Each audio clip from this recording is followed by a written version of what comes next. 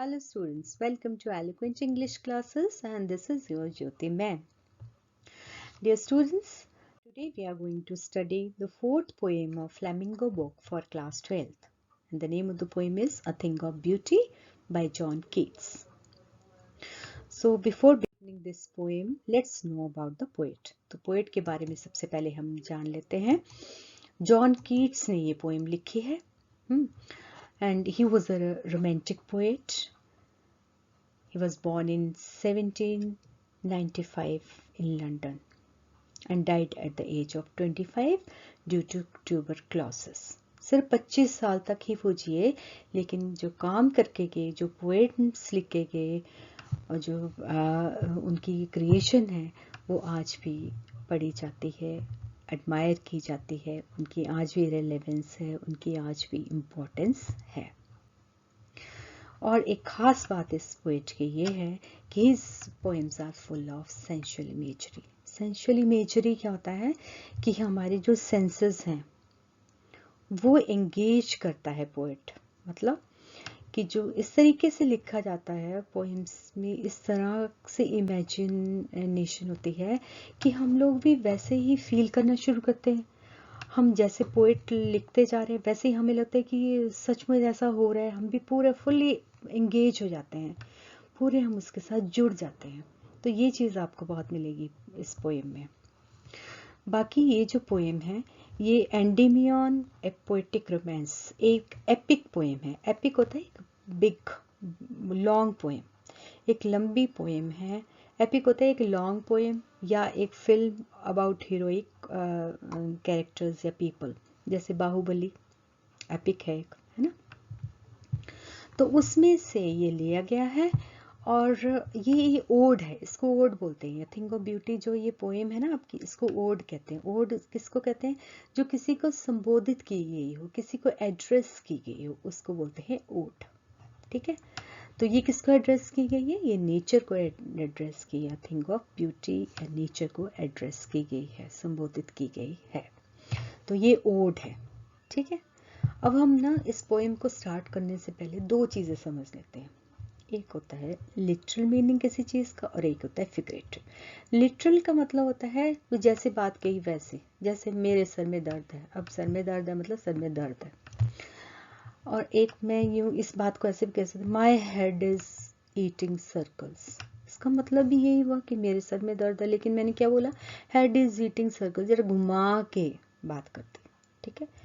तो ये हो गया फिगरेटिव. तो ये इस तरीके से जो ये पोएट है ये बहुत ही इमेजिनेटिव, और उसमें जो पोएम में जो मिलेगा आपको वो पूरे फिगरेटिव लैंग्वेज ही मिलेगी. और मतलब कहा कुछ है मोस्टली, और उसका मीनिंग गहराई में मीनिंग कुछ और है, मिलता जुलता कुछ और है. ठीक है. तो ये आप बहुत आप देखेंगे. तो आपने क्या करना है? सबसे पहले इमेजिन करना है बस, कि खूबसूरत चीज़ों के बारे में सोच लो. जैसे बेटा हम लोग कई बार क्या होता है, बहुत बोर हो गए हम लोग, तो नहीं अब हमने नहीं यहाँ रहना, अब हम जा रहे हैं घूमने कहीं, हमें आउटिंग चाहिए, हमने बाहर जाना. तो हम लोग क्या करते हैं, हम लोग चल जाते हैं हिल स्टेशन पे, फिर वहाँ पे खूबसूरत चीज़ें देखते हैं और बहुत मज़ा आता है हमें, है ना. फिर जब वापस आ जाते हैं तो हमें क्या लगता है कि जब हम फिर से सोचते हैं उसके बारे में, तो फिर भी हम अपने घर में बैठ के भी हम उसको एंजॉय करते हैं ना. तो ऐसे होता है इम्पैक्ट ब्यूटीफुल थिंग्स का. अब देखो रोज़ है, तो रोज़ कितना खूबसूरत है. ये कहा जाता है कि a single rose can be my garden. ऐसा खूबसूरत होता है रोज़. ऐसे ही जैसे ये पिकॉक है ना. तो और भी कई चीज़ें होती हैं जिनको आप देख के आपको ऐसा मन खुश हो जाता है ना. तो ये जो पोएम है इसमें आप पढ़ेंगे, एक्चुअली ग्रीक माइथोलॉजी पे बेस्ड है ये. एंडीमियन एक शेफर्ड था. शेफर्ड होता है जो भेड़ बकरियां जो चराते हैं, उनको कहते हैं शेफर्ड. तो वो शेफर्ड जो था उसने मून गॉडेस सिंथिया की कल्पना की, और उसने क्या किया, उसकी खोज में चल पड़ा, जंगल में, सी में. तो ये है poem Endymion a poetic romance. इसमें से ये छोटा सा पार्ट है, एक्सट्रैक्ट है, अ थिंग ऑफ ब्यूटी, जो आज हम पढ़ने जा रहे हैं. तो let's begin the poem. A thing of beauty is a joy for ever, कि एक खूबसूरत चीज जो है वो हमेशा हमें खुशी देती है, वो हमेशा रहती है। इट्स लवलीनेस इंक्रीजेस, और वो खुशी हमेशा बढ़ती जाती है। It will never pass into nothingness, वो कभी बेकार नहीं जाती। इसका मतलब a beautiful thing is a source of endless joy, permanent joy. It's everlasting, okay? And its beauty keeps on increasing. The beauty is everlasting. It keeps on increasing with the passage of time, and it never goes waste, and it never fades away, because it leaves an indelible impression on our minds. हमारे दिमाग में वो एक अमिट छाप छोड़ कर जाती है, थिंग ऑफ ब्यूटी, जो कि हम कभी भूल नहीं सकते। वो हमेशा हमारे मन में रहती है, दिल में रहती है, दिमाग में रहती है। तो ऐसा असर होता है एक खूबसूरत चीज का, ठीक है। अ वावर बट विल कीप अ वावर quiet for us and a slip full of sweet dreams and health and quite breathing. बल्कि क्या होता है कि खूबसूरत चीज ना केवल हमारे मन, दिल और दिमाग में हमेशा रहती है और हमें खुशी देती है, बल्कि वो एक ठंडी छांव की तरह है, जो जिसके नीचे हम लेटकर सोकर हम खूबसूरत सपने देख सकते हैं, साउंड स्लीप एंजॉय कर सकते हैं और अच्छी हेल्थ एंजॉय कर सकते हैं। So such is the influence or impact of nature on us. It is like a shady place. वावर होता है shady place under which we can enjoy sound sleep and see dreams, sweet dreams and peaceful breathing. तो इस तरह का होता है। अब हम ना जरा राइम स्कीम देख लेते हैं। राइम स्कीम क्या होती है? लास्ट वर्ड देखते हैं और फिर जैसे फॉर एवर एंड नेवर, तो ये दोनों की आवाज़ एक जैसी आ रही, साउंड है ना, फॉर एवर नेवर, तो हम इसको मान लेते हैं ए। और फिर कीप एंड स्लीप, ये दोनों की एक जैसी आवाज़ आ रही, लेकिन ऊपर वाले से डिफरेंट है, तो हम इसको बी मान लेते हैं। बी लास्ट वर्ड ही देखते हैं इसे, बस बी। अब देखो लास्ट लाइन है ब्रीदिंग, ब्रीदिंग में बिल्कुल डिफरेंट है, तो हम इसको हम सी मान लेते हैं, ठीक है। तो राइम स्कीम इस स्टैंजा की क्या हुई? ए बी सी, ठीक है। तो ओड हमने पढ़ लिया क्या होता है, आपको पता लग गया। और उसके बाद एपिक भी आपको मालूम है कि एपिक क्या होता है ना। और अब हम फिगर ऑफ स्पीच देखते हैं कि फिगर ऑफ स्पीच क्या क्या है, लिटरेरी डिवाइसेस क्या क्या यूज़ किए गए हैं इस स्टैंजा में। तो एक मेटाफर है ये। मेटाफर क्या हुआ? वावर क्वाइट। और मेटाफर होता क्या है? Similes and metaphor. सिमिलीज होती है जिसमें कंपैरिजन होता है दो चीज़ों का, और जिसमें वर्ड जैसे लाइक और एज यूज होते हैं, है ना। तो एज रेड एज रोज जैसे। तो और मेटाफर क्या होता है? वो भी कंपैरिजन है, लेकिन लाइक और एज वर्ड यूज नहीं होते हैं, जैसे ही was lion in the field, ठीक है। तो यहाँ पे वावर क्वाइट जो है वो एक मेटाफर है, वावर क्वाइट। इसका मतलब क्या हुआ कि soothing effect of the waver that is shady place is compared to the calming effect of a lovely thing. जैसे कि सूदिंग इफेक्ट, जैसे कि छाँव में, पेड़ की छाँव में हम लोग क्या करते हैं, हमें शांति मिलती, वैसे ही शांति हमें एक खूबसूरत चीज़ को देखकर मिलती है। फिर यहाँ पे एलिट्रेशन है। एलिट्रेशन होता है कॉन्सोनेंट साउंड का रिपीट होना। जैसे कॉन्सोनेंट्स क्या होते हैं, आपको मालूम है 26 लेटर्स है इंग्लिश में, उसमें से 5 वावल्स हैं, ए ई आई ओ यू, और बाकी के सारे कॉन्सोनेंट्स हैं। तो ये कॉन्सोनेंट साउंड जैसे स्लीप और स्वीट, ये रिपीट हुई है ना साथ साथ थोड़ी थोड़ी देर के बाद, तो ये एलिट्रेशन कहते हैं इसको, ठीक है, स्वीट एंड स्लीप। तो अब हमने पढ़ा कि एक ब्यूटीफुल चीज़ कैसी है, एक ठंडी छाँव की तरह है, जहाँ पे हम सुकून से सो सकते हैं, सपने देख सकते हैं, एंजॉय कर सकते हैं, गुड हेल्थ एंजॉय कर सकते हैं, और पीसफुल ब्रीदिंग, ठीक है। तो इसीलिए क्या होता है, therefore Therefore and every morrow means हर सुबह हम क्या करते हैं? Are we wreathing a flowery band to bind us to the earth? तो हम क्या करते हैं? क्योंकि ब्यूटीफुल थिंग्स हमें सुकून देती हैं, वो ठंडी छाँव की तरह होती हैं, तो इसीलिए हम क्या करते हैं? हम सवेरे उठ के एक माला बनाते हैं। अब ये माला कौन सी माला है? सचमुच की माला तो नहीं है, मतलब just like a flowery band binds the flowers, similarly beautiful things give us spirit to live.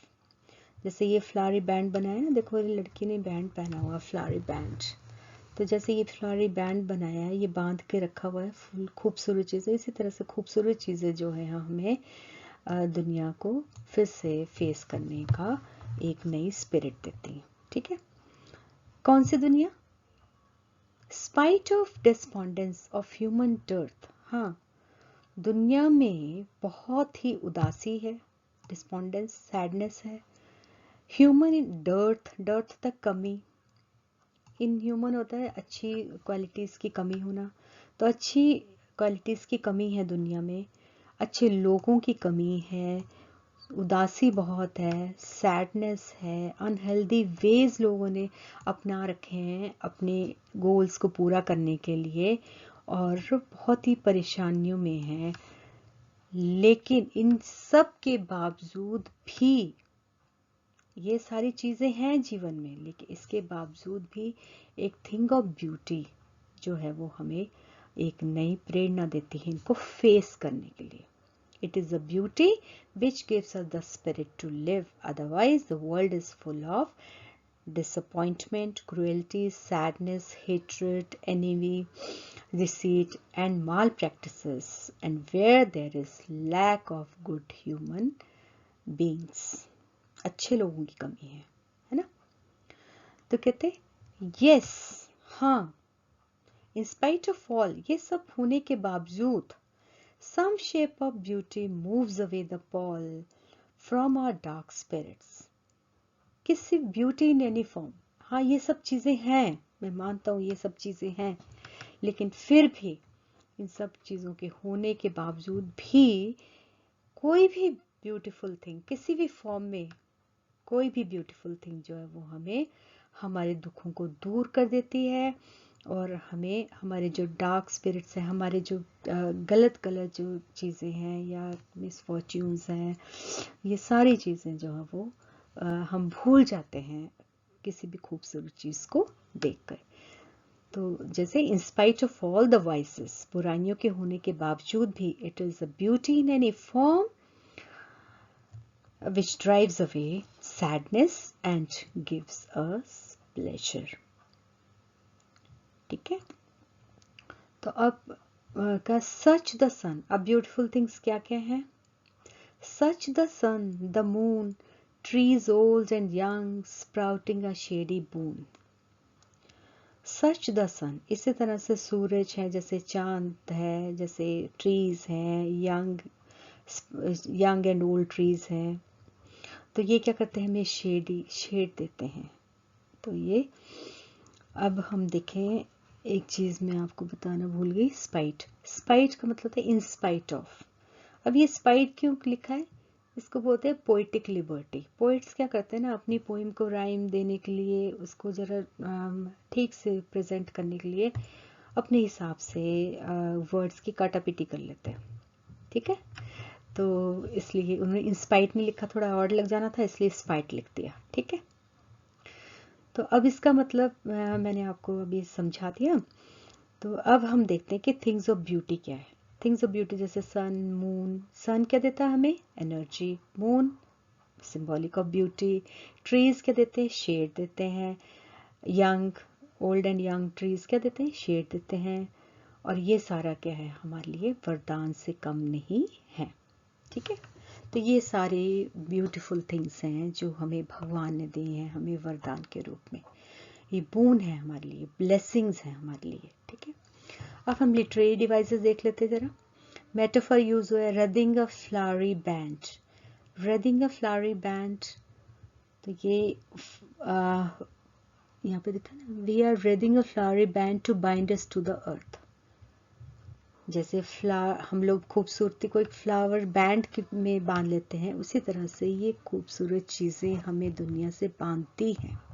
ठीक है, फिर आप देखें इमेजरी क्या है। मैंने कहा था ना कि it's full of sensual imagery है इसमें बहुत ज़्यादा। हमें भी ऐसे लगता है कि हम भी पोइट की तरह हम लोग इमेजिनेटिव हो जाते हैं। जैसे अ फ्लावरी बैंड, जैसे फ्लावरी बैंड का नाम लिया तो हमें एकदम फ्लावरी बैंड नज़र आने लगा है ना। देखो ये जैसे माला।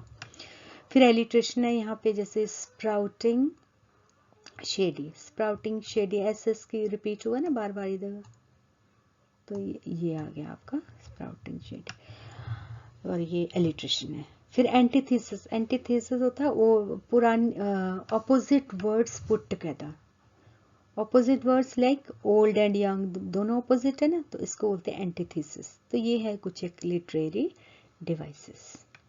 ठीक है, तो अब हम नेक्स्ट करते हैं। First simple sheep and such are daffodils with the green world they live in. तो पीछे बताया था कि sun, moon, trees, old and young, है ना, ये सारे हमारे लिए वरदान के रूप में भगवान ने दिए हैं। तो यहाँ पे शीप क्या है? शीप है सारे जितने क्रिएचर्स हैं उनको, ये उनका एक प्रतीक मात्र है ये। तो ये शीप जो है ब्यूटीफुल क्रिएचर्स जो हैं, या खूबसूरत डैफोडिल्स ही फ्लावर्स हैं बेटा। ये डैफोडिल्स हैं, ये देखो ये वाले, ये बहुत खूबसूरत होते हैं और बड़े टाइम तक इनको आप रख सकते हो पानी में। बहुत सुंदर होते हैं और मार्शी लैंड में होते हैं। मार्शी लैंड होती है जहाँ पे दलदल में लगते हैं मोस्टली ये। और क्या क्या है प्रकृति खूबसूरत चीज़ों में, क्या क्या चीज़ें हैं? ये देखो शीप है, सन, मून हमने पहले पढ़ लिया, उसके बाद ट्रीज पढ़ लिया। अब ये देखो शीप आ गई, मतलब क्रिएचर्स, सारे क्रिएचर्स के बारे में ये। और डैफोडिल्स हैं, जैसे कि क्लियर रिल्स हैं। ये देखो क्लियर रिल होती है स्ट्रीम, है ना। ये क्या करती है? गर्मियों में हमें ठंडक देती है। और कोवर्ट रहती है, कोवर्ट होता है कोवर्ट अंडर, जो सामने नज़र ना आए। तो ये, तो अब क्या कहते हैं, पोएट कहते हैं कि the sun, nature has given us many beautiful things like sun gives us energy, moon is symbolic of beauty, and trees give us shade, and simple creatures are very pleasing. These sheep or all the creatures, they are very beautiful, they are very good. And daffodils are very beautiful, very pretty. With the green world क्या है? Forest. ये देखो कितना खूबसूरत forest है ना, जिसमें क्या बह रहा है साथ में? क्लियर रिल। आप इमेजिन करते रहो, आप दिमाग में पिक्चर बन रही है ना आपके, क्लियर रिल्स। देखो ये कैसे स्ट्रीम, मैंने आपकी हेल्प कर दी है इमेजिनेशन में। तो ये देखो आप देखो आप किस तरीके से, that for themselves a cooling covert make against the hot season। तो गर्मियों में हमें ये ठंडक देते हैं। क्या क्या ठंडक देते हैं? ये क्लियर स्ट्रीम जो है, ठीक है। और इमेजिन करो आप ये कि ये जो डैफोडिल्स हैं ये बीच में कहीं कहीं खिले हैं, तो कितना अच्छा लगेगा। अब ये इमेजिन करो आप, ठीक है। और फिर क्या?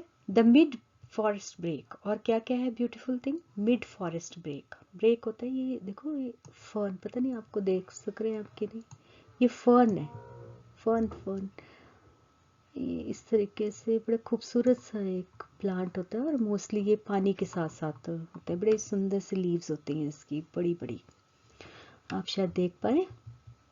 तो ये फॉरेस्ट ब्रेक। और मान लो कि and rich with sprinkling of fair musk rose blooms. और इमेजिन करो कि ये जो मस्क रोजेज है ना, ये मस्क रोज है, ये बहुत खूबसूरत, बड़े खुशबूदार होते हैं। ये इमेजिन करो कि ये बीच बीच में बिखरे हुए हैं, ये फूल बिखरे हुए, तो कैसा लगेगा? बहुत खूबसूरत लगेगा ना। तो ये है ब्यूटी ऑफ नेचर, जो हमें ब्लेसिंग्स के तौर पर भगवान ने दी है, ठीक है। अब इसमें देखिए लिटरेरी डिवाइसेस क्या है?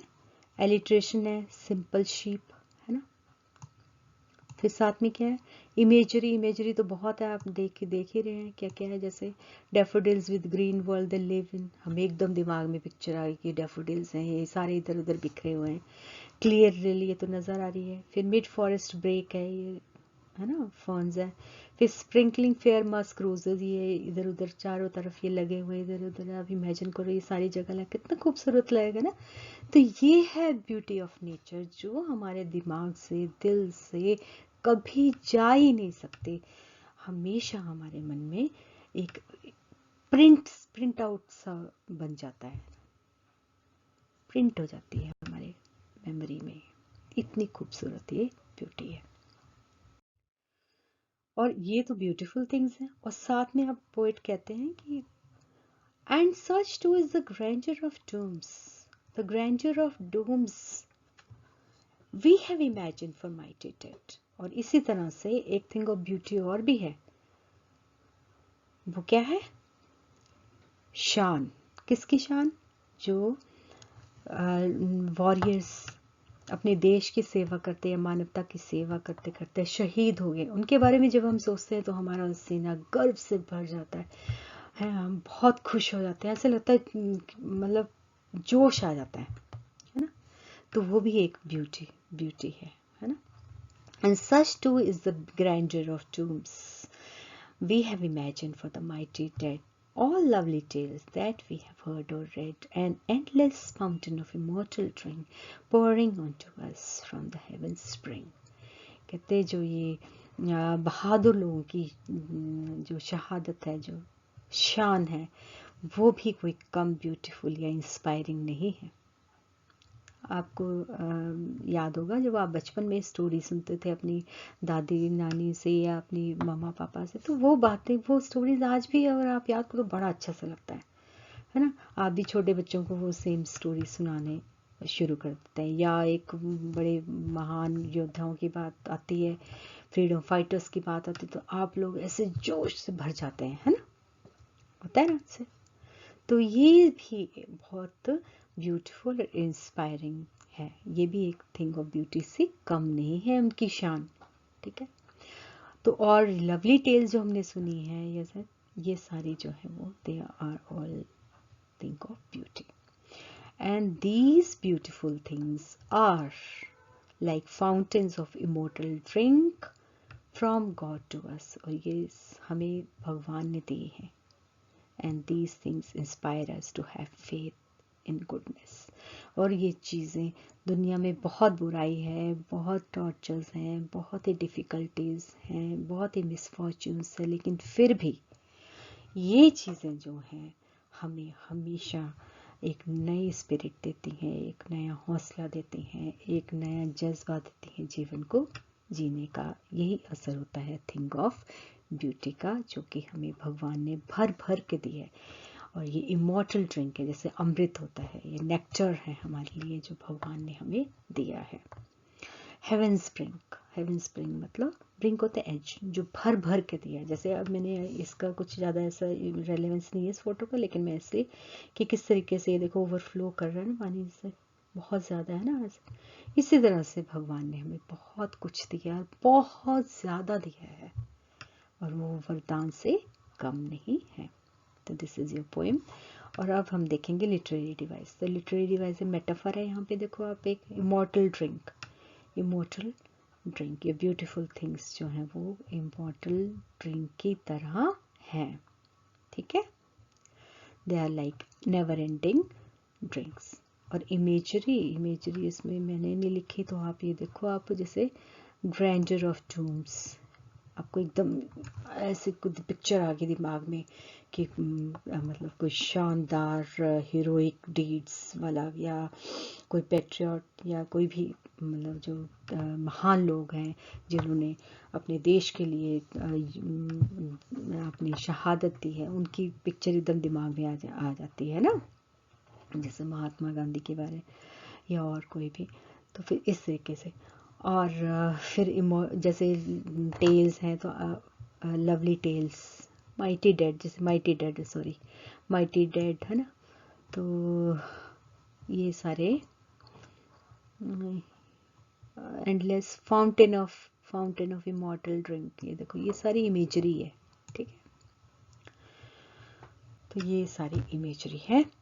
So that's all for the poem today. I hope you have understood. आपको समझ आ गई होगी, तो प्लीज़ इसको लाइक करना मत भूलना, कमेंट करो, शेयर करो, और अपने ये इस चैनल को सब्सक्राइब करो, और लिखो कि आपको सचमुच अच्छी लगी पोएम या नहीं।